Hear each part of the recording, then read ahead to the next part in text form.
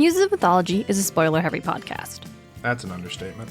We're going to discuss not just the events of this book, but the Rhineverse as a whole, and really anything that we feel is relevant. You can find full spoiler warnings in the show notes. I'm going to hold your hippo. What are you doing? Grabbing your hippo. Oh, you're grabbing the hip? I thought you said hit die. And I'm like, what are you talking about? Well, this gift was mostly for you. It was like maybe 20% for me. So you could hold it so while I could see it. So I could fucking see the damn thing all the time.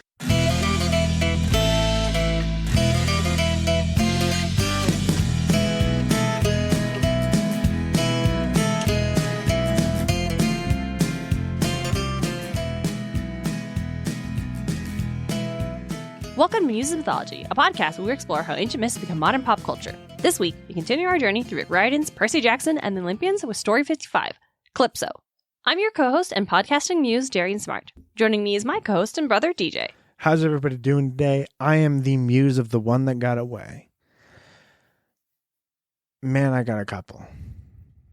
Let's muse about it in the garden.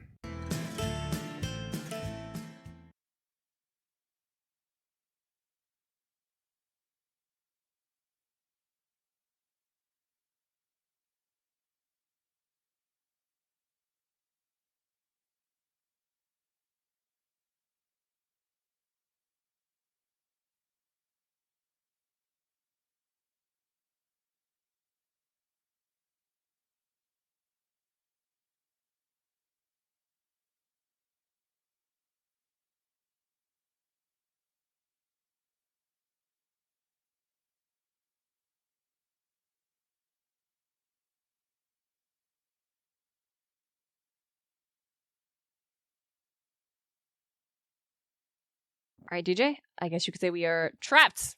We're trapped. We're trapped? Trapped. We're on Ogygia.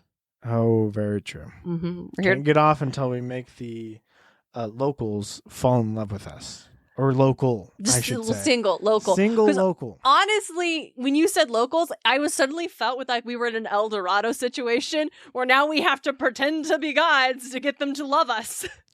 I could fuck with that. Damn, do you want to do a cosplay where it's like we're Miguel and Julio and I'll just gender bend one of them? Hell yeah, why That'd not? be very That'd fun. funny. Okay, cool. But for today, we're going to talk about Calypso, the most sad girl in the Rick Riordan books, I would say. Oh yeah, 100%. DJ, what do you know about Calypso in the Percy Jackson series? She chills out on an island. Mhm. She's got a cute white top Mhm. and blue jeans. Does No, does she not have blue jeans Not yet? yet. She just wears Not She yet. wears just a You're fucking right. Yeah, she wears I like a cannot Greek believe dress. that he gives her fucking a dress in the first and then blue jeans later. Well, it's called a character glow up. Is it? We Okay. don't see her at all until that point. So it's suddenly like we remember her at one point and then now we see her in blue jeans. So I guess that's important. We should talk about that right now. We're working through our way through Battle of the Labyrinth. That's the first time we Absolutely. meet Calypso. Mm-hmm. And She has a beautiful white dress on. lovely white dress. Daughter of Atlas, imprisoned on our island for supporting her father during the Titan War. Which I don't blame her. I would support my father, even though like he might be on the wrong side, but I wouldn't see that. I just see my father. It's complicated. The It's a idea very is that nuanced It's a situation. nuanced situation that the gods only see in good or bad on our side or against us. There's a spectrum. Like, come on. I would side with my dad in just about anything. She's also very pretty and very sad. Yes. And I would say that is the extent of Calypso's personality Yes. in Battle of the Labyrinth. Yeah. How do we meet Calypso, DJ? You want to talk about that a little bit? Percy gets blown to the fucking island. He gets blown out of a volcano. He causes a volcano eruption and he gets blasted right to that fucking island. It causes a nice big crater. No, he doesn't cause a crater. He might have caused No, a crater. that's They Leo never again. bring it up. That's Leo again. They never bring up how he crash landed. I have a theory. Do you? I do. Or do you think the ocean caught him? Well, probably, because our boy really should have died. 100%. But I'll tell you. He's the Earth Shaker. He's the Earth Shaker's son, motherfucker. Yeah, our boy really should have died. He 100% probably should have died. And I mean, so should have Leo. We will talk about. Yeah. I have thoughts. We'll. So that's actually what we need to discuss. Yeah. So we gonna do? I do think we should talk about, because there's, again, just not much of Calypso. We'll talk about her in Lost Hero, as well as Trials of Apollo at the very end of The Hidden Oracle and Not Burning Maze. No, there was one before that. I was trying to remember that one earlier today, too. I cannot remember what the second one is called. Dark Prophecy. Dark Prophecy. Woo. Yep, I knew it was something shadow, dark, hidden, evil, something like that. But like nothing's not Tyrant's Tomb. That's the fourth one. She's in Battle of the Labyrinth, and then we don't see her again until House of Hades. And then it is the end. Do we see her in House? Oh yeah, that's where she meets So we got to Leo. talk about. Are we gonna? Because this is not. I think we should. We should here. Because I think we should. There are lots of characters that we don't plan on revisiting in episodes because they don't really change. Yeah, we don't. And here's the thing about Calypso. Man, she doesn't get a lot. Yeah, that's the thing about Calypso. She doesn't get a lot, and it's kind of sad because she's kind of an interesting idea. Yes. Even in I guess if we want to go down my trope, there's a lot of those, but I don't know. I think it'd be fun. Yeah. Okay. So this is obviously we always do spoilers for first book. We are inherently also going to do spoilers for House of Hades and then the trials because that's where we see her again. Absolutely. I will argue that her character's way more interesting when we meet her again in House of Hades. 100%. Her personality here is pretty and sad. She's literally her personality is pretty to fall in love with the main character. And it's kind of sad, you know? Yeah. That's really all we get from her here? Yeah. Even in what the Odyssey? We will get to the Odyssey, DJ. We're going to get to the Odyssey. We'll tell you about the Odyssey. All right. But tell me about what happens specifically in Battle of the Labyrinth, Darien. Specifically in Battle of the Labyrinth, as you said, DJ. Percy crash lands. I don't think he lands on the island. I think he washes up on the shores, is caught by the ocean, shipwreck style.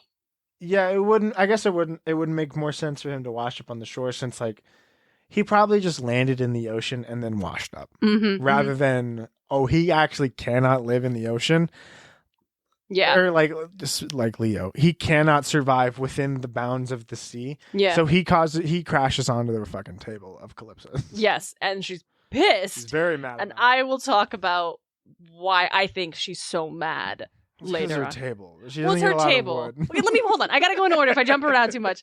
So, Percy's just got blown out of a volcano. He wakes up. I saw blue sky and trees above me. I heard a fountain gurgling and smelled juniper and cedar and a bunch of other sweet scented plants. I heard waves too, gently lapping on a rocky shore. Those are trees, bud. I guess they're plants, but I don't know. It feels weird to call a tree a plant. Well, trees are plants, other sweet scented plants. I know, but it's still when you group it in that, it sounds like you're calling trees plants. And I wouldn't definitely check out the mahogany plant over there. You're right. If you word it like that, if you call that one tree, look at that plant, that sounds wild. But trees are plants. Trees are plants. They are plants, but you sound insane if you go up to me. It's hey, check out that birch plant over there, bro. No, you're not wrong. It is a weird element of language where you're just you're not wrong. Please don't do that. It's the thing about English where it's don't do that. There were and cedars and I don't know, you could have just said other sweet scented plants. Well, example, juniper and cedar are distinct smells. It's evocative. I wouldn't call them sweet. I would call juniper and cedar sweet. I call them nice, but I wouldn't call them sweet. Sweet is saved for specifically hibiscus. Can I finish this passage? Go ahead. I wondered if I was dead, but I knew better. I'd been to the land of the dead, and there was no blue sky. I tried to sit up. My muscles felt like they were melting. Stay still, said a girl's voice. You're too weak to rise. She had almond eyes and caramel-colored hair braided over her shoulder. She was 15? 16? It was hard to tell. She had one of those faces that just seemed timeless. She began singing, and my pain dissolved. She was working magic. I could feel her music sinking into my skin, healing and repairing my burns. Oh? I croaked. Shh, brave one, she said. Rest and heal. No harm will come to you here. I am Calypso. Man, what an intro. What the fuck? Yeah, so next time Next time Percy wakes up. So the next time Percy wakes up, he's in a cave, but it's not a grimy cave. It's basically a palace built into a mountain wall. Yeah, she's had a lot of time. It's the ceiling glitters with different crystal formations, white, purple, green. Inside one of the geodes, you'd see it in a souvenir shop. It's a comfortable bed with feather pillows and cotton sheets, dried herbs. It's gorgeous. Mm-hmm. And then Percy's like, okay, still got my sword, still got the Mrs. O'Leary's dog whistle. All right, we're all good.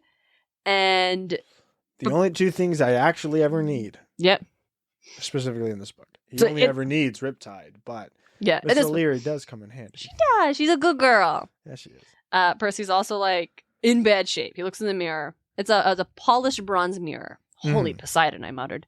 I looked as if I'd lost 20 pounds I couldn't afford to lose. My hair was a rat's nest. It was singed at the edges like Hephaestus's beard. And then he like goes out and sees like there's like a gorgeous meadow and fountains, and there's that girl again. The one who called herself Calypso was standing on the beach talking to someone. I couldn't see him very well in the shimmering form of the sunlight off the water, but they appeared to be arguing. I tried to remember what I knew about Calypso from the myths. I heard the name before, but I couldn't remember. Was she a sea monster? Did she trap heroes and kill them? Make some killer lemonade. Yeah. She wore a white sleeveless Greek dress with a low circular neckline trimmed with gold. She brushed at her eyes like she'd just been crying. Well, she said, trying for a smile, the sleeper finally awakes. Who were you talking to? Oh, just a messenger. How do you feel? How long have I been out? Time, Calypso mused. Time is different here. I honestly don't know, Percy. You know my name. You talk in your sleep. I've been told. And then she's like, who's Annabeth? Wait, how did I get here? What the fuck's going on? Oh, you're on Ogygia. Is that near Mount St. Helens? She laughed. It's near anywhere you fucking need it to be, bud. Yeah. It was a small restrained laugh. Like she found me really funny, but didn't want to embarrass me. She was cute when she laughed. It's not near any one brave one. It's not near anything. As a previous 15-year-old boy, I get it. Yeah. Or I guess 14. I get it. Oh, you're not an evil sorceress, are you? Why'd you think that? Could be. Well, I met Circe once, and she had a pretty nice island, too, except she liked to turn men into guinea pigs. I promise I will not turn you into a guinea pig. Or anything else. I am no evil sorceress. I am not your enemy, brave one. No, rest. Your eyes are already closing. And then Percy passes the fuck out. Me too, bud. And that's just like it. That's the thing about this the rest of the time, is that Calypso's very pretty, and she's nice, and she takes care of Percy, and she does weaving, and she likes plants, and she's like talks about like there's this great like pretty shiny plant, and she's like, it's moonlace, they can only be planted at night. He tells her about like, oh, in Manhattan, it's a big city, and you can't garden. There's not much gardening space. And that's when you talk about, okay, the thing about this, it's just,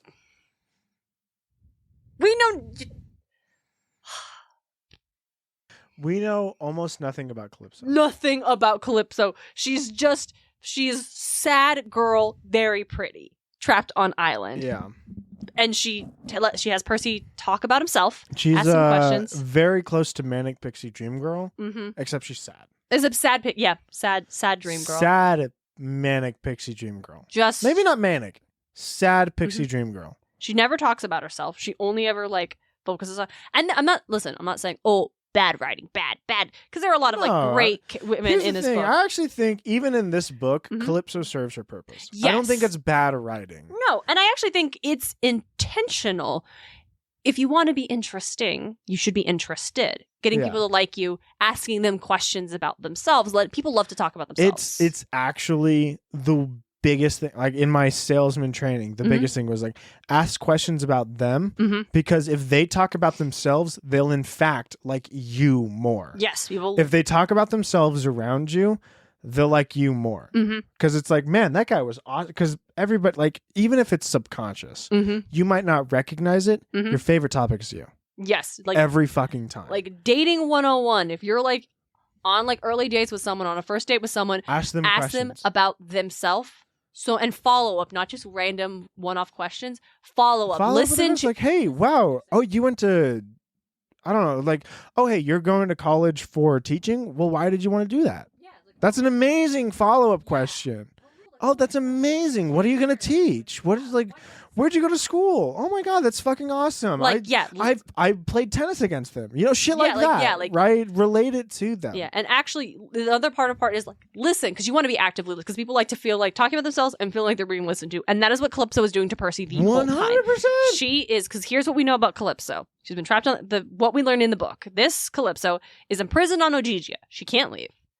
And she never sees anybody except sometimes Hermes comes and visit her. And we find out sometimes heroes wash up on her shore. Yeah. Notably Odysseus. And even didn't maybe she say somebody else? I She think said somebody else. Yes, I think okay, hold on. I did mean to look this up earlier. I think she mentions another time where there was a pirate named Drake, and it's likely Sir Francis Drake. It's like an English pirate. Did he get lost at some point? Yeah, he got lost probably. He was loved by Calypso as well and was attracted to her, though he ultimately chose to part with her to be with his wife, Elizabeth Sneidhen. Understandable. So that's her whole deal, like following from Odysseus, who ended up on her island. She fell in love with him, wanted him to stay, but he wanted to go back home to Ithaca and Penelope.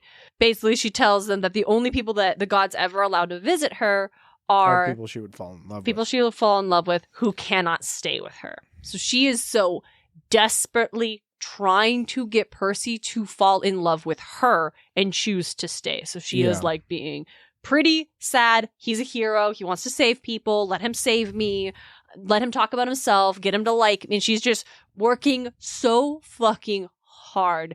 Even though right from the jump when she says, it's a messenger, it's probably already Hermes being like, you can't keep that boy here. He needs to fucking go. And already she's like, well, fuck me. I'm going to be alone again. Yeah. So that's why I fucking love Leo. Let me finish. I know, We're going to jump to it. Finish. But like, no, hold the it. Leo no, hate is undeserved. I agree. I'll let you continue. I agree. I think he is the most realistic 15-year-old boy you've ever read in fiction. Thus, we hate him. Ridiculous. So, ultimately, we talked about Hephaestus showing up in the last episode, and then Percy's like, I gotta go. I'm sorry, Calypso. She's like, you can stay here. I'll get you off this island. Well, he doesn't promise that. He doesn't? No, he just leaves. Oh, damn. I thought he does. Nah. Why the fuck does she know that he promised it then? She doesn't. Year? No, in the last year, I'm sure she's like... No, she doesn't. Oh, no, it's right. We go into Percy's head in Mark of Athena. He's like, oh, fuck. Or House of Hades. Like, oh, fuck. I thought they got there off the island. Yep. I never followed up with him on that. I'm a shitty guy. And that's all we get on that. Yeah. That's layers of complication, which I want to touch on a little bit too, since we're going to do all the Calypso stuff. Yeah. This is the first episode where we've done that, I think. I'm really excited. How different. It's going to be fun. But it's like the only thing on Calypso's actually involved. So ultimately, because this, like I said, it's one single chapter. Calypso is chapter 12. I take a permanent vacation. So basically, she's like, hey, you could stay here. You would be free from the prophecy. You'd never age. You never die. You could just be happy forever. And he's like, I can't. I gotta... Because Percy finally asks, what have I done to make you so sad? They send a person who can never stay, she whispered, who can never accept my offer of companionship for more than a little while. They send me a hero I can't help. Just the sort of person I can't help falling in love with. Mm-hmm. He's like, me? If you can only see your face. Of course you. That's why you've been pulling away from me all this time? I tried very hard, but I couldn't help it. The fates are cruel. They sent you to me, my brave one, knowing that you would break my heart. But I'm just me. And that is enough. I told myself I would not speak of this. I would let you go without me offering.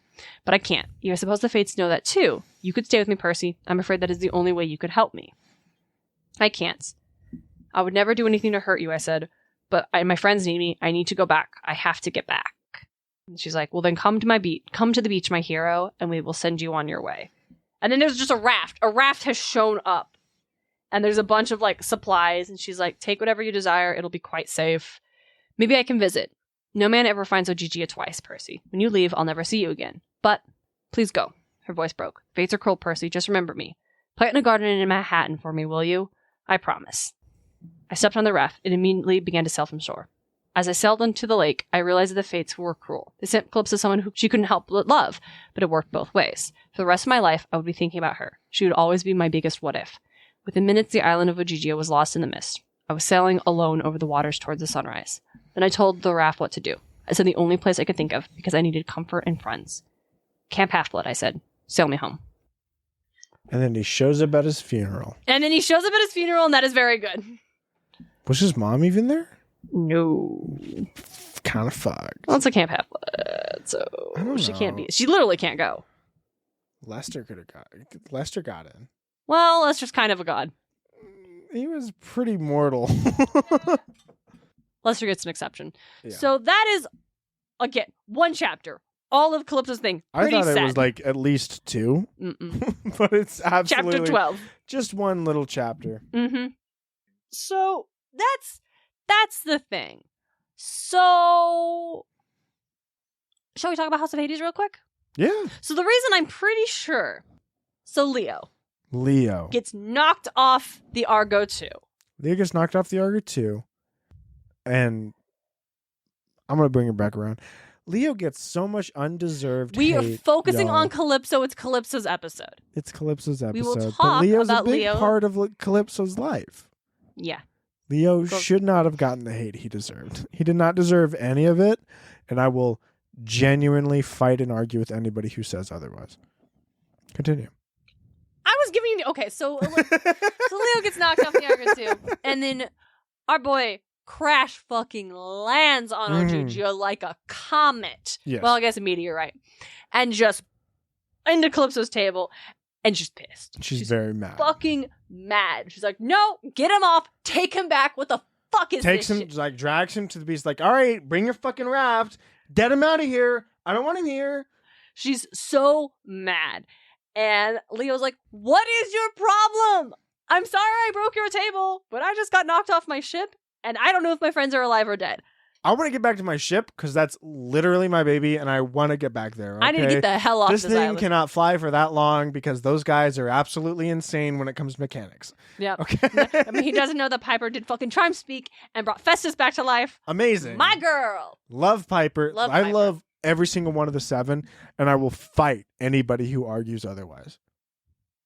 Anyway. So the reason I think I'm convinced that Percy didn't crash land on the island, but washed up on the shore is because I think part of the reason Calypso is mad is because there is a pattern to these things. The hero washes up in need of rescuing. She is the rescuer. Yeah. It's very romantic. She nurses them back to health. They have that. And then all of a sudden, just a flaming boy crashes on her goddamn dinner table. Like, she's not happy. And Because the Fates know that she's fucking done with the washing up on the shore shit. Mhm. It's like, next time I see a boy, she probably said to herself, next time I see a boy wash up on shore, he's getting fuck all from me. I'm gonna let him drown. I'm gonna let that motherfucker sit on the beach until he, like, Dies. revives or dies. Yeah. Like, genuinely. And so now now instead of the Fates having the boy wash up on the shore, he in fact crashed into her fucking table. Mm-hmm. Mm-hmm. I definitely love this Calypso more because she actually has personality. And over the course of time, Leo's like, I'm gonna build a fucking ship. I'm gonna get the hell out of here. And she's like, it's not gonna work. He's like, I don't care. I'm still gonna do it. And I'm gonna figure it out, okay? Figure it out. And she ultimately does start kind of helping him, right? And then Leo does rebuild the table. Like, I broke it. I fixed your table. And they have, I would call, a genuine connection. She like mends his clothes and also enchants them with a fireproofing. Yeah. Which is very amazing. Cool. Very cool. She's big into weaving. That's a thing that Calypso can do. Oh my god. Yep. And so and won't get too deep, but it's like I do genuinely like that. I think Leo, again, fucking amazing for remembering the fact that he has Odysseus's compass. Yes. And it's like, I need a crystal from this island. So please give it to me and I will be back. She's like, I don't know what you need it for, but here you go. Yeah, because like, I'm going to be back. She's like, you're not. I'm going to be back. And then he fucking comes back because Festus has the compass within him and he's flying there and it's just amazing. Yep. I forgot about Odysseus' compass thing. We'll talk about that in a second. That's a fucking, just a cool little... We'll talk about that in a second. That. Yeah, and they talk about wanting to they start to joke about I'll have a mechanics shop. You'll run, not a restaurant, a bakery, a garden or something. I think maybe a clothes mending area. I don't know, something. They're gonna have this joint small business that they run together, and they, I would say, form a genuine connection, and then all of a sudden the raft shows up, and Leo is confused. He's like, I thought it only showed up if you loved the person. She kisses him. She's like, don't ever say that again, and then sends him off. And he's like, hey, I promise I'm gonna come back for you. I swear on the River of Styx, I'm gonna come back for you. And then he does. He does at the very end. And I take no criticism on that. I genuinely love that. Fight me on that shit. I think that Leo faking his death. Okay, he didn't fake his death. That boy genuinely died. I mean, yeah, but he also knew that he had the fucking syringe, right? Yeah. He technically faked his death. He technically died, and he technically faked his death. Mm-hmm. We're going into big fucking spoilers in this one, gang. I hope you read the show notes. Spoilers. And it's just amazing. Nah, it's good. Leo did such a good job. And being able to restore Festus to his original form to become the dragon. Very cool. Amazing. Very cool. Fucking amazing. And I think Rick has done such a beautiful job with that. And then we get to trials where we see Leo, and they are not working. No, they are clearly struggling along. They're figuring it out because it's clear that they do love each other, right? Yeah, but it's also like we get Calypso's situation where she's been trapped on an island forever, has only, it sounds like, met 3 other people since being in prison besides Hermes showing up occasionally. And then how that would be like not great for her to be able to establish a healthy relationship. Yeah. They definitely break up. Oh, yeah. Like at the end of the series, they have broken up. It's one thing that at the end of the series that may not be stated within Trials, but it definitely feels like when he goes back and visits Leo. Yeah. He's at the way station. Leo is like, yeah, I mean, she's at band camp. She's at band camp. And it definitely seems like, they're probably not, they might be on a break. Raina or Talia, I think it's Raina, she says she'll come around. Yeah, I think that implies they're just on a break essentially, and that is probably. I mean, it's fine. And for the Calypso of it all, yeah, she deserves that. Yeah, no, absolutely. She needs that. She definitely needs to. She needs to be able to go be. She needs to be single. Own. Yeah. She needs to be her single own person around other people. Yeah, for be a able while. to maybe have relationships that don't rely on like desperately needing this person to fall in love with her, so she doesn't have to be alone. Yeah. It also feels like Rick, there was criticism regarding Calypso and Leo's relationship, and so Rick took that to heart and expanded this, much like I think the Jason and Piper of it all. Yeah, I think he might have issues showing a relationship that's like supposed to be, rather than the one that's built up. Yeah. There's also the once Calypso is off her island, we find out that she is not able to do her magic anymore. Because apparently giving up, she's also maybe not immortal anymore since she's not on Ogygia. So she's gonna figure it out. So all of that, shall we talk about? I gotta say, it's kind of wild that she's not at the very least immortal anymore. Mm-hmm. If that's true, right? Yeah. That's just kind of like, maybe. Yeah. It'd be insane if she wasn't, because she was the daughter of a titan and a goddess, or like a nymph, whatever the fuck, right? Yeah. Those are 2 immortal creatures. Yeah. Right, so it would be kind of crazy that she doesn't have immortality. In Trials, the idea is introduced that because she gave up being on the island, now she loses her immortality and her magic. It seems like she's at the very least kind of able to use magic. Not as well as she could have. Not as well as she could have, and she's got to train it back up. And then, but that exists to be a parallel to like Apollo, who just desperately wants his immortality back and can't imagine anybody giving it up for any reason at all. Because it sounds like Calypso's she doesn't have a problem with giving that up. She's like, I was fine to give that up if I get to not be trapped on that goddamn island anymore. Yeah. But it's that kind of miss doing my cool wind magic, but okay. So now we've gotten all that. That is the Calypso we have in the Riordan books. Absolutely. Darren, why don't you tell me about her in the Odyssey? So in the Odyssey, she's a fucking goddess. Yep. We talked about this. Like, she's a nymph, but we've discussed how nymphs were essentially a specific class of like hyper-specific nature goddesses. Yep. And how over time, like, we have really lost that context of what they majorly meant. So in like Dr. Emily Wilson's translation of the Odyssey, Calypso is only ever referred to as goddess. Let's be clear. Like she's the goddess of Ogygia. She's referred to as like a goddess within Riordan books. Mm-mm. She's a nymph. They refer to her as a fucking nymph. They call her. She is mostly just a pretty girl. I don't even think they call her a nymph exactly. They don't really use nymph. I would say that that's because I would still consider that, she's still a goddess if they never refer to her as a nymph, because nymphs are very specific, even within the Riordan verse. But they don't call her a goddess either. And I think it's because these are minors. Yeah, these are boys. And We do not want to acknowledge the fact that she's over 3,000 years old. Right. So here, okay, let me talk about me for just 1 second. Go ahead. No. Let's do, I want to tell you about her in the Odyssey first. Okay, and then we'll do, thank you, DJ, I appreciate it. So here's the thing. So you may recall we've discussed the Odyssey at great length back at the end of season 2, our Odyssey episode. Lots of fun. The Odyssey opens with Odysseus has actually already been trapped on Calypso's island for 7 years. Athena. The Odyssey opens with him telling the story to a king, doesn't it? It opens with the gods talking about needing to get him off the island. And then book 5, he actually gets off the island. And then he washes up on another island where there's the king. And then he tells him the story of his adventure. Yes. Okay. But, so basically, Athena. It takes him 5 books to get off the fucking island. It takes him 1 book to get off the island. We just don't see him until book 5. Okay. So, listeners who are not DJ may recall that in the Odyssey, also if you've read the Odyssey, it opens with the gods discussing Odysseus' fate. Athena has decided she no longer wishes for Odysseus to be trapped anymore, and he is the most saddest man in the world and needs to go home. But he's trapped on Calypso's island. She won't let him go. Poseidon is not there. He's the only one that's still specifically mad at Odysseus for what he did to Polyphemus. Yep.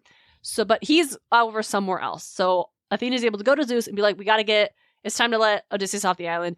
And Odysseus is like, okay, bet. If all the gods agree, Poseidon can't stand against us. So he sends Hermes to tell Calypso that she needs to let Odysseus go. Meanwhile, Athena goes to, first he says yes. And then Athena goes to Telemachus for him to go on his quest to go find his father, your father's, all those things. Yeah. The first 5, the first books are basically the Telemachia, which is about Telemachus doing his thing. And then book 5, we catch up with Hermes going to Ogygia and being like, Calypso, babe, you gotta let him go. He's got big plans. It's not you can't keep him here, bud. So I have From the Goddess to the Storm is what books 5 is called. Because Athena was concerned about Odysseus' many troubles, trapped by the nymph Calypso in her home. So it wasn't even Odysseus that decided he had to get off the island. It was, in fact, Calypso bending to the will of the gods. Yes. So Odysseus, here's the thing. Fucking goofy. Odysseus does want to leave the island. At this point, he is in the grand scheme of things, yes. But I think in his mind at the time, he'd never wanted to leave that island. Well, okay, let me tell you. Well, okay, let me get to the point. So he's been on. So sometimes it depends on the story. Sometimes he's only there for a year. And this one, traditionally, it's 7 years he's been on Calypso's island. Yes. And basically, what happened is time to stay on an island when you got shit to do, bro. So that is, I think, a fair critique we talked about. It's like, wow, because he was gone for 10 years after the Trojan War. Could have been gone for 4. Yeah. Could have been gone for 3 and a half. 3, yeah. So let me tell you, it does feel like he's. Could have been gone for 3 in a week. Yeah. So, you got a wife, bro. You got a wife, bro. So, Hermes shows up and he reaches the island, and even he's like, I think I said, thoroughly impressed with this island. This place is gorgeous. Even the gods are like, damn she's got a cave palace. This place is stunning. And he sees her, and there sat Calypso with her braided curls. Beside the hearth was a mighty fire was burning. The scent of citrus and brittle pines suffused the island. Inside she was singing and weaving with a shuttle made of gold. Her voice was beautiful. Around the cave a lustrous forest flourished. Alder, poplar, and scented cypress. All trees, DJ, you're absolutely right. It's all trees. It's all fucking trees. Just say other sweet scented trees. Even the deathless god who once killed Argos stood still, his heart amazed by all he saw. At last he went inside to the cave. Calypso, the splendid goddess, knew the god on sight. The deathless god all recognize each other, however far away their homes may be. But Hermes did not find Odysseus, since he was sitting by the shore as usual, sobbing in grief and pain. His heart was breaking. Okay, he wanted to get the fuck off that island. In tears, he stared across the fruitless sea. Divine Calypso told her guest to sit among a gleaming, glittering chair and said, Dear friend, Lord Hermes of the Golden Wand, why have you come? You do not visit often. What have you in mind? My heart inclines to help you if I can, if it is fated. For now, come in and let me make you welcome. They have a dinner and he eats and stuff. And then he tells her, so, you gotta let him go, bud. Yep. Zeus has ordered me to come. I did not want to. Who else would desire to cross such expanse of an endless salty sea? No human town is near. where gods get fire sacrifices. Still, none can sway or check the will of Zeus. He says the most unhappy man alive is living here. A warrior from those who fought in the town of Priam for 9 years, and the 10th they sacked it and sailed home. But on the journey back, they wronged Athena. She roused the wind and surging sea against him, and all his brave companions were destroyed, while he himself was blown here by the waves. Zeus orders you to send him on his way at once, since it is not his destiny to die here far away from those he loves. It is his fate to see his family, to come back home to his native land.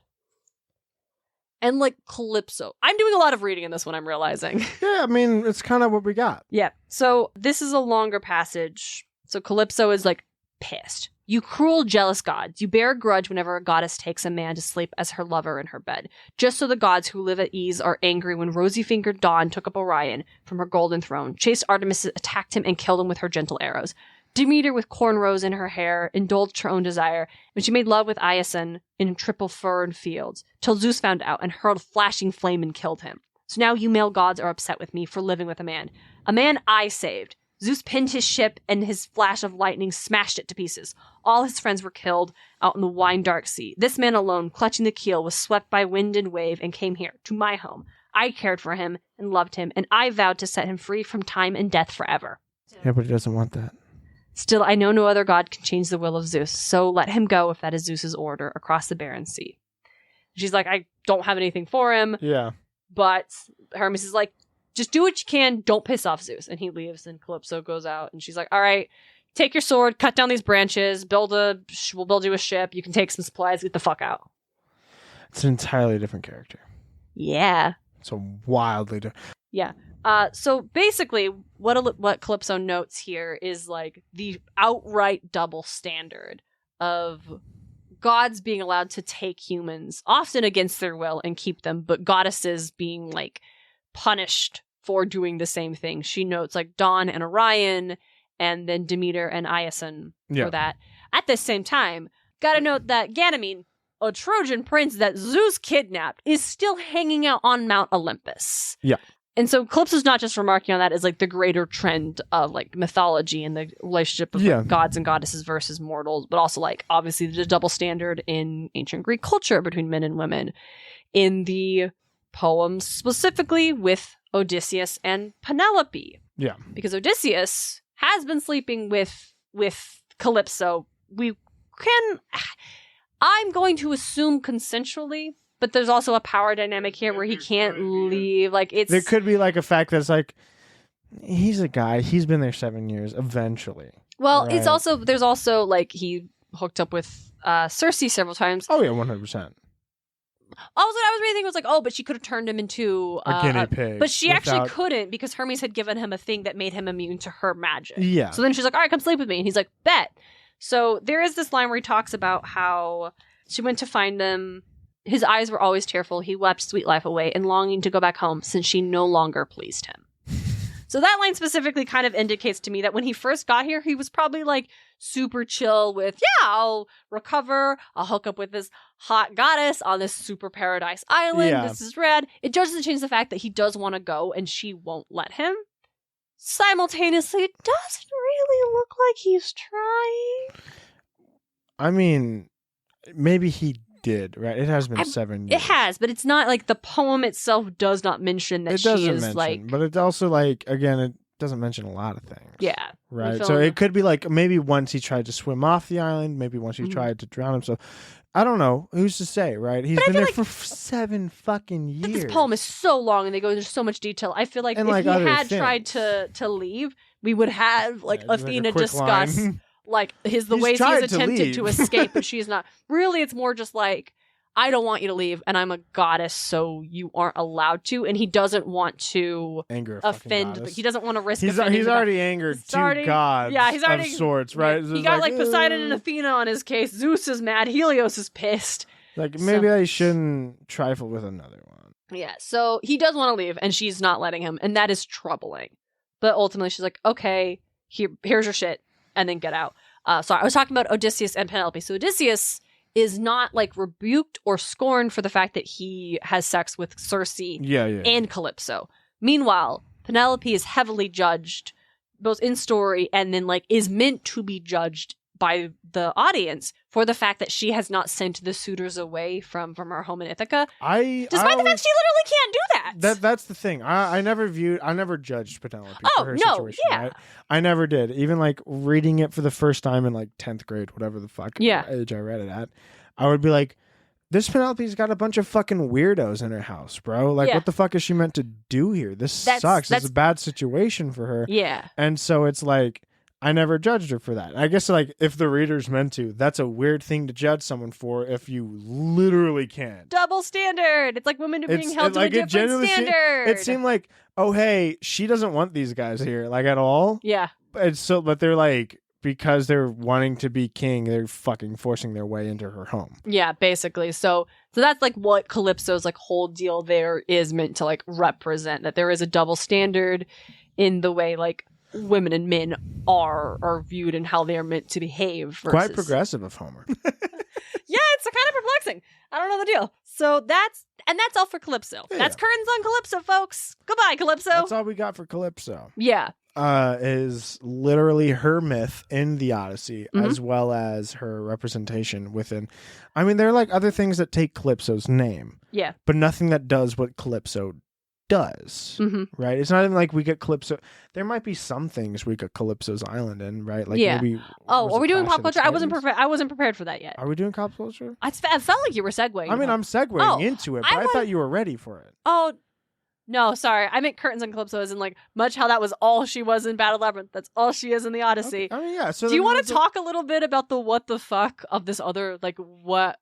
It's a wild transition. Wild. It is quite the crazy transition that like sometimes Rick does kind of like pull out, right? But we haven't seen one this egregious since Medusa. Yeah. Medusa was pretty crazy.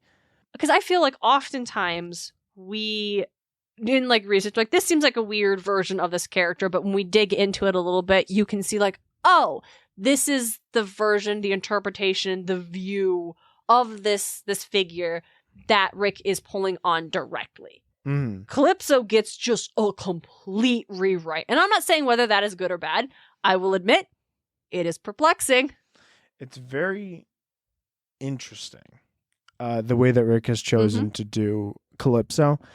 Because it is like at her core, and even like probably Odysseus's own recollection, right? If we're going through the eyes of Odysseus, she's probably just the sad girl that could not stay, or that the one that got away. Right? I mean, yeah, we know that because we're talking Riordan or Odyssey, kind of both. Okay, I would argue even in Odyssey, like maybe. I mean, we don't see him talk about it.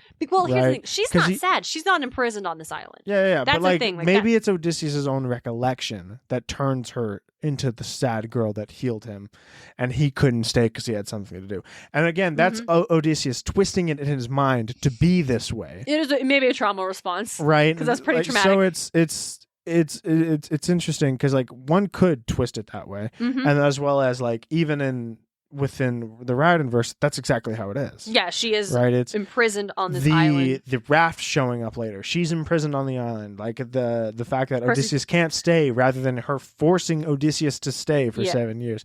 Those are all very interesting things to do. Yeah, and I think it's to specifically maybe like age it down a little bit. I think that too. So it's not Zoe Nightshade, Rick's OC Do Not Steal. Like, not whole cloth invention, because like you just cited DJ. Calypso. There are she's pieces. Got an island. You know, there's the raft. Yeah. It all shows up. It pieces it together. Yeah. He's just decided to twist it into she's a sad fate of love rather than she's forced somebody to stay there for fucking 7 years. Yeah. Yeah. It's I would say a very... Percy had to stay there for 7 fucking years. Right. It's a very dramatic reimagining. Not good, not bad, just very different than what he usually does. Yeah. Usually he feels like he's pretty comfortable with the standard, right? Yeah. Or things if he's doing it for a joke. He definitely took a lot of liberties with this one. Yeah, this one's a lot. And I think you're right. Aging her down to be, she's 15, 16. Okay, so circling back to the thing I said earlier, let me tell you about me. Yes. I love an urban fantasy romance. Yes. I love supernatural characters from different walks coming together. And you could have stopped that at supernatural. Well, I don't. You could have at some point in your life. Yes. I love and blessed by the angel demon hunter and a 400-year-old warlock looking look. I love a human warrior and a autumn fairy knight being together. I love dragons and knights. I love witches and werewolves. I love that shit. And often, when you're dealing with the supernatural stuff, you will have pretty dramatic age differences. You're just more comfortable if everyone's a grown-up here. But let me finish. Yeah, well, I was about to tack on age differences as long as they're above, like, I don't know, like 35? Yeah, I mean, we're all grown-ups here. 30, we'll play a different I feel game. like 35 and on, at that point, you've locked into your person. Uh-huh. And so you're not going to change from 35 until you die. Yeah. And then also when you have other magic things, the age is often experience and then power dynamic. So you can have characters that are maybe like a little like adult, a little quite younger, older, but the younger magic person has shifting. crazy powers. Yeah, like you can have there's complicated things. I also, when you have this kind of like crazy magic stuff, am fine when the author says, yes, this is a 5,000-year-old death god, but essentially he's a 16-year-old. Fine. Yeah. He's a 16-year-old. He's a god, but he's basically a 16-year-old. Yeah. I'll buy that. And so now we can have a love interest for the main character girl. No, granted, she's 12. So what the fuck are we doing here? Right. Yeah. It's like, it was one thing that like, a lot of people even, I'm outside of this fandom, Twilight, right? We got a nice 15-year-old Bella. Is she 15 or 16 in the movie? I think or in the book. Bella is a junior. I don't remember. 16 to 17. Yeah. If she's a they junior, go to prom, she's a junior. Yeah, she's at least a junior. 16 to 18 versus a what, like 500-year-old vampire? No. How old is Edward? Edward's like 100. 100? Yeah. 90s? In terms of, yeah. 1900s? Yeah, he's like 9. Yeah. So in terms of vampires, he's pretty fucking young, to be honest. That's okay. That's actually not. I kind of thought it was a little more egregious. Like, I was fucking bitten in the medieval ages when vampires probably could have roamed a little more freely. I didn't realize this was Vampire the Masquerade. Yeah. That she decided to play with. Yeah. So that's the thing. Like, you give me, it's crazy magic nonsense, but the author goes out of their way to be like, but they're essentially a teenager. Okay, sure. Yeah, whatever. Why not? Like, we're already like playing in like stepping out of the suspension of disbelief when there's just magic to begin with. Yeah. So if you're gonna like want to do like jump through some hoops to make this not creepy and just magical, fun, supernatural, that's cool with me. If it's not everyone's cup of tea and some folks are still gonna be like hardline no, totally, that's cool. It's where I'm having fiction fun times. Yes. So I don't think these fiction fun times jumping through hoops works with Calypso. I think with normal Calypso that we know from the Odyssey, I don't think it would work. With Rick's Calypso, it might work. Well, here's the thing with It's Rick's very Calypso. difficult to say that it would work for me because time works differently on Ogygia. Right. So maybe it's literally been like 2 days since Percy left, then Leo shows up. Maybe it's been longer, but maybe it's been like just a couple of like weeks since Drake left and Percy showed up. You know, like time works. So when you put that line in, it really muddies the water. It does. My problem is Odysseus. Odysseus, who left when Telemachus was a baby. The Trojan War ended when Telemachus was 10. Yep. He does 3 years of traveling, ends up on Ogygia for 7. Yes. Telemachus is 13 years old. Yes. Odysseus is a man who has a 13-year-old son. Yes. Calypso's been fucking this guy who has a 13-year-old son. He's got to be, I would say... I think he was, we could say generously, maybe in his 20s when Telemachus was born, though typically Grecian men were having children earlier and women were younger. I would say he probably had Telemachus when he was, I'm going to say generously 17. Very because he's already he's already established in the war, and that means you have to be older. I think generously we give him 20. So that would make him fucking 33 by the time minimum. By the time he reaches Calypso. And so now we're like 33-year-old, and that's close to my limit of like, okay, you're sunken as a person. Yeah, no, right? the Calypso and like the Calypso and Odysseus But as thing, we've acknowledged in specifically Riordan verse, right? In specifically Riordan verse, we know Greek, and granted, yeah, we got the Odyssey, right? It's like, oh, he's like, well, this, oh, but it's also like, fuck, this is the Riordan verse. Who's to actually say? Right, because he runs around. When they say Greek heroes die in their early 20s, essentially, right? Right, we actually talked about this And when he saw Theseus as a ghost. And he's like, he's a young man. He doesn't look any older than me. And I'm like, Theseus lived to be an old man. Theseus was a fucking old guy. So yeah, when it was like, oh, in the Riordan verse, they don't live past a certain age, which essentially I would peg as like 25. Yeah. Right? They don't live past 25. Odysseus in the Riordan verse, granted, yeah, he's got that. He's got a son. It was 13. It's very insane to do this. He's like 25. Even if we say he had a kid super, super young, and we give him 25, Calypso has no business falling in love with these 15-year-olds. She is the problem. Yeah, the problem is Calypso now. There is no excuse. I would put Calypso mentally 22. Yeah, she's like... So it's like, she would think like, oh, a 33-year-old? That's just an older, distinguished guy. Oh, a 15-year-old? Not even 10 years, you know? And no, you're 22. You're not flirting with a 15-year-old. I don't fucking care. Absolutely not. She's a Greek 22. No. An ancient Greek. No. That is the problem I have, is that, like... It's not great. If we just zero in on just Calypso pretty sad. If you literally scrape away any amounts from the Riordan verse, this becomes a very bad very quick. I really don't think it does in every case. Not in every case, but I think in romance cases, it becomes a very bad very quick. Well, we talked about these are actual children.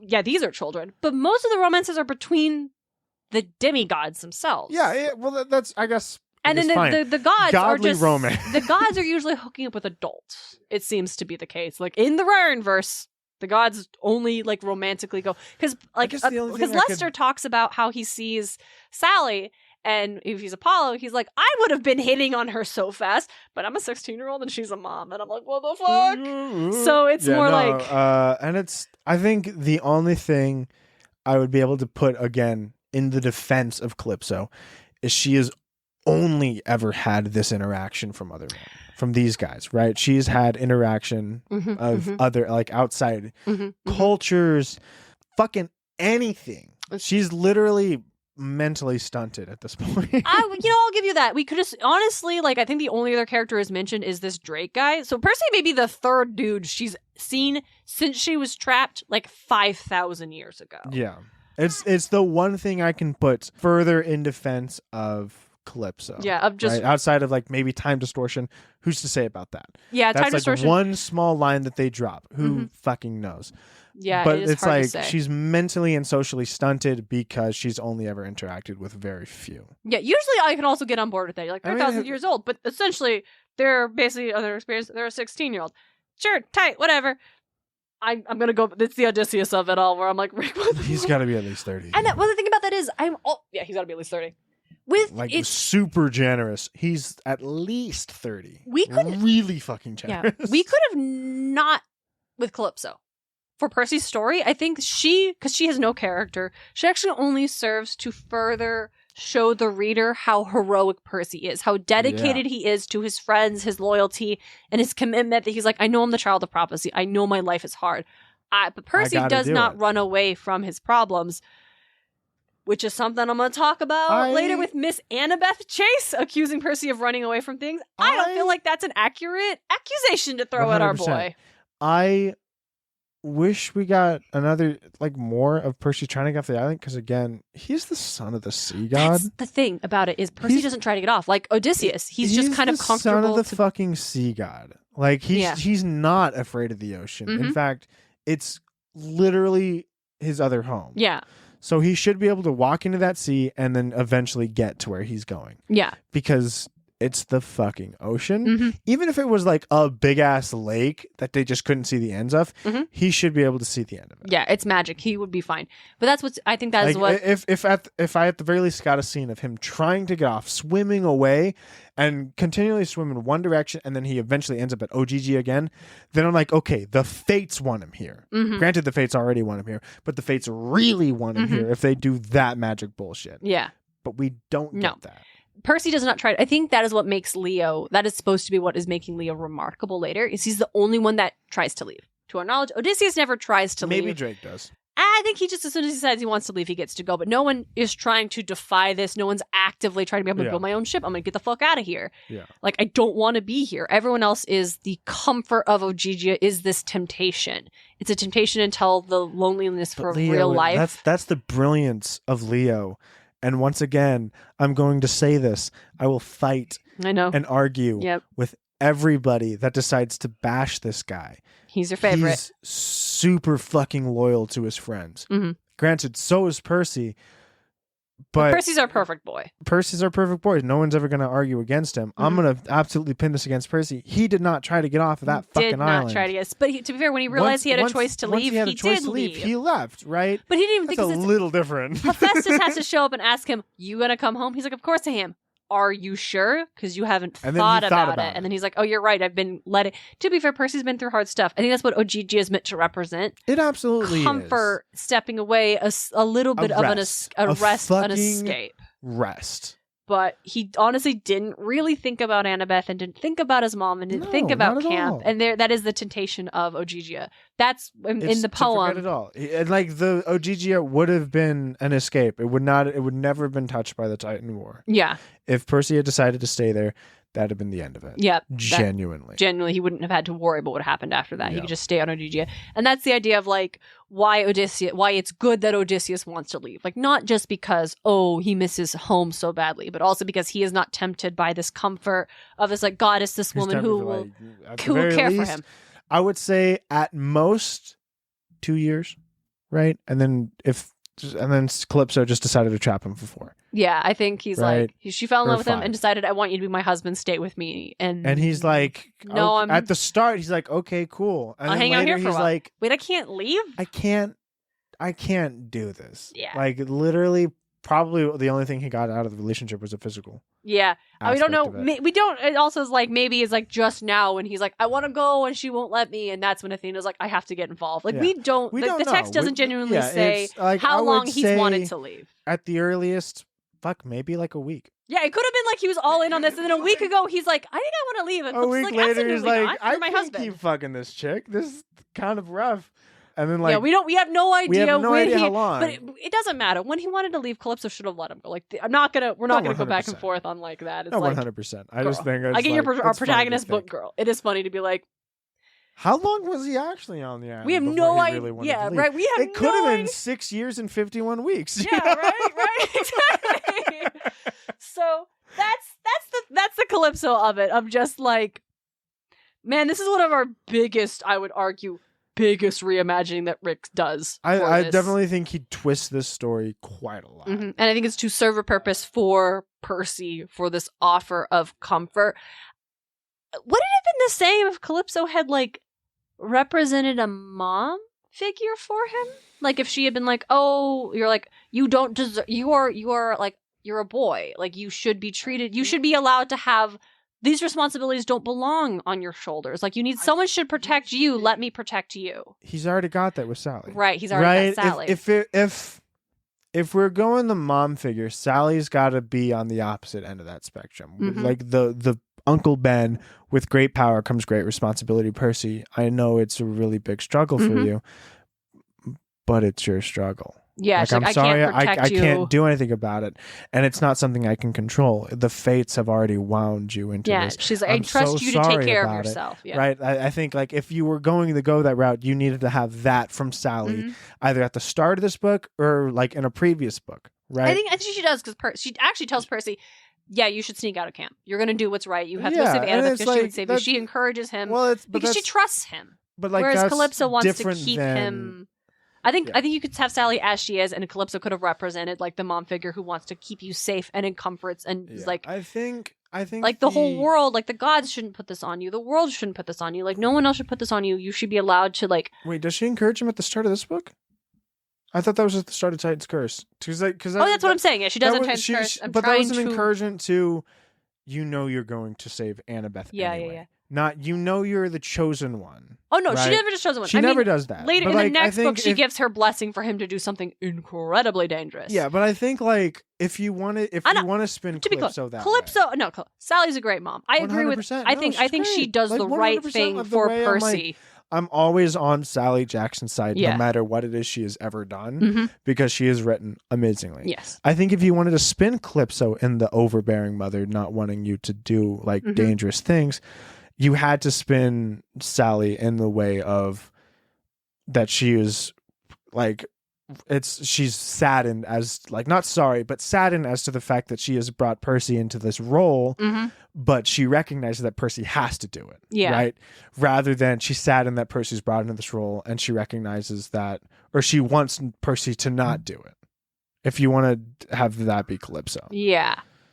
So it's just a thought of like, if we wanted to have Percy like go against the idea of like comfort and still pick to do the right thing and go back to his real life. Yeah. How would you do that with? Because I think it makes sense, but that is what Calypso and Ogygia represents for Percy's story. We just did a lot of remodeling for that. Quite a bit. Definitely like, yeah, it was very wild. And perhaps because of that, there's not a lot of Calypso in There's not a lot of Calypso in pop culture. Yeah, no. Couple things. First one is the character Tia Dalma from the Pirates of the Caribbean movies. Yep, she's like a magical soothsayer. So you also find out that she is actually a sea goddess Calypso who was trapped into the body of a mortal woman. She's not jazzed about that shit. Let's keep in mind that Calypso is a Mediterranean goddess, not a Caribbean goddess, and there are definitely Caribbean goddesses that they could have picked to fill this role in the movie rather than just conflating her name with I think that was the genre of like, music. I think a lot of people just really liked the name Calypso more than probably whatever. Well, I don't think that if you're going to do Caribbean stuff, then do Caribbean mythology. Yeah, I guess. Like, but it also goes down to, I guess, like Greece is Mediterranean, but even Sinbad, right? It's Sinbad was Middle Eastern. Middle Eastern Middle Eastern story, but we're doing Eris, a Greek goddess. We discussed in our Remyth episode why we think they go check out our Patreon. We're very proud of it. That one was a fun one. I would think that for I don't know. I think they just like the name of Calypso and like, oh, Calypso. That's the genre of music that originated from the Caribbean and like Trinidad. That's why is it named Calypso? So I actually was wanting to know. So it's an Afro-Caribbean music genre that began in the nation of Trinidad, first developed in the 17th century. So the name could have been originally Calypso, which is believed to come from the Ifuk word Kaisu or the Imbo Calypso. So go on, continue on, urging someone or backing a contestant. Because there's a lot of call and response in this music genre. There's also a Trinidadian term, Cariso, that means old time. And the term Calypso was first recorded in like the 1930s. Okay. It's unclear. There's also like some French words and like angelicization of French words that could have ended up in Calypso.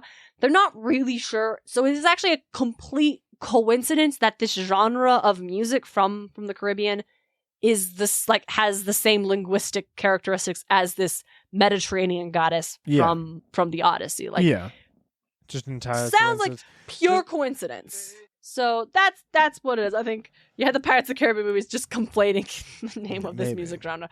I actually remembered. This is an interesting one where Calypso doesn't. Well, are you familiar with the series Star Trek Discovery? Vaguely. All right, so Star Trek series Star Trek Discovery, between like season 2 and 3, there was maybe 3.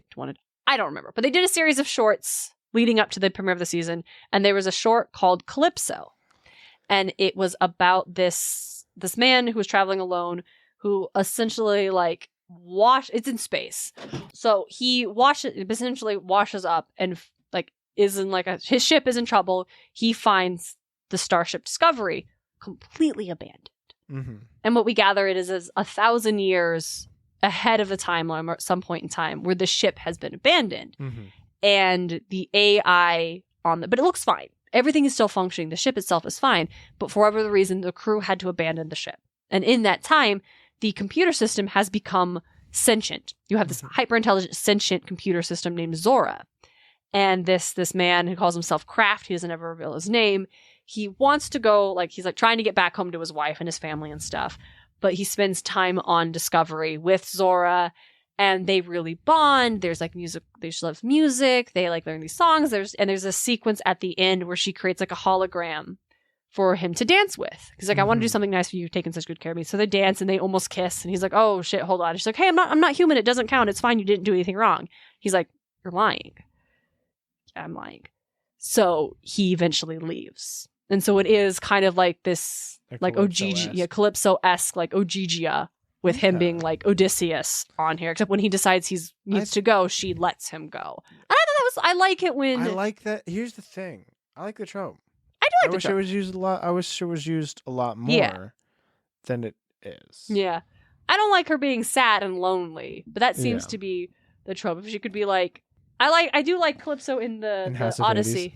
Huh? Or in the Odyssey. Yeah, in the Odyssey where she's like, I run this island. Like, I'm a goddess and this is my island, so I can do what I want and I'm happy to be here. This is my domain. Rather than I'm a prisoner and I am alone and lonely. Yeah. But, you know. And then I only have one more, and that is the character Calypso, who will be appearing in the next Shazam movie, which hasn't come out yet at the time of recording. Shazam, Fury of the Gods. Now, her name is an obvious reference to Calypso based on descriptions of the character that have been released. She is supposed to be like daughter of Atlas. Her sister is Hesperia. But I mentioned her for two reasons. Despite the fact that the movie is not out yet, we know nothing about her. She doesn't appear to be like Calypso in any way from the Odyssey, but she's actually not based on a pre-existing DC Comics character. Like, she's completely created for the movie, which I find cool. She's also played by Lucy Liu, and that's always worth mentioning. Right on. And that's all I have for Calypso. We don't seem to use her a lot. Yeah, I would say it seems like the trope that Rick decided to go with, specifically with Calypso, is in fact the girl that got away. I would almost think that she is the one who's looking at all the boys that got away. Yeah, or I guess the one that got away. Yeah, it's like Percy, Odysseus, Drake. Like, they're the ones that got away from her specifically. So it's like, and obviously that's been used as... That's used often, a ton. Let's see. I'm going to go ahead and just jump into...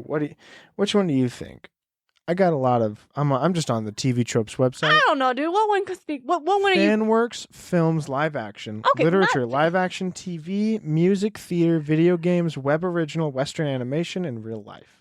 So, all right, DJ, what in the trope, what one that got away trope most speaks to you? I think the one... Man, are things about to get sad? Are we about to get kind of sad? I mean, not particularly, right? Okay. Ted and Robin. Oh. For the longest, this is How I Met Your Mother, and spoilers for How I Met Your Mother. Yeah, there's a list of spoilers in the show notes. I just figured I'd put it out there because we forgot earlier.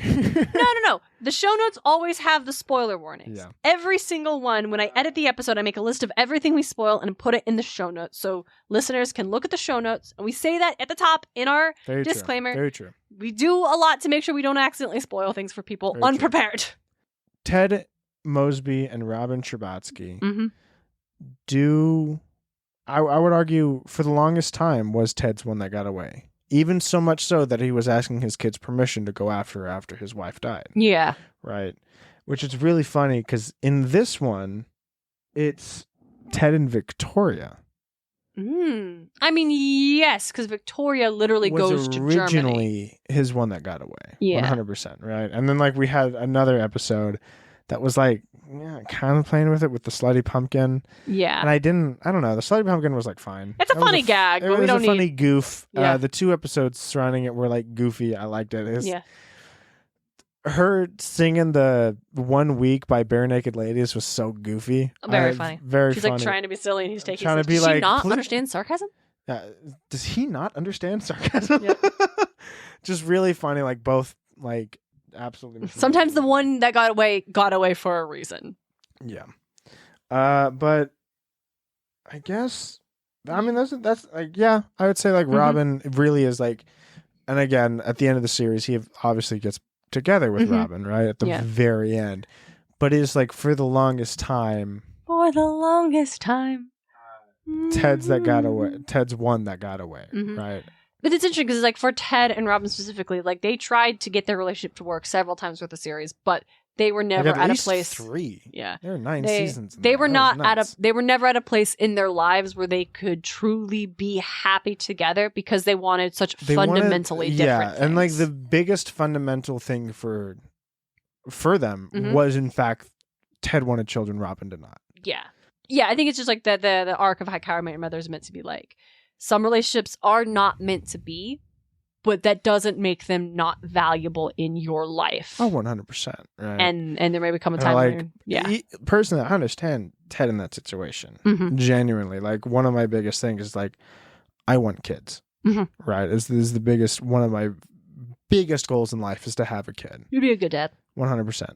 And so, if I'm dating a girl and she comes out flat out does not want kids, it's not going to work out. Sadly, that's the relationship. I'm really sorry. That's a very hard line for me. Yeah, and that's probably a very hard line for her. So it is better for that relationship not to be allowed to build towards resentment where some person building towards like literal is forced into something they don't want. Yeah, it's like now suddenly I've been with this chick for 2-3 years and I'm now considering marriage, but they don't want something that's fundamental. Yeah, and that's fundamental. Like she's like, I don't want kids. Yeah, and so can't do it. I'm sorry.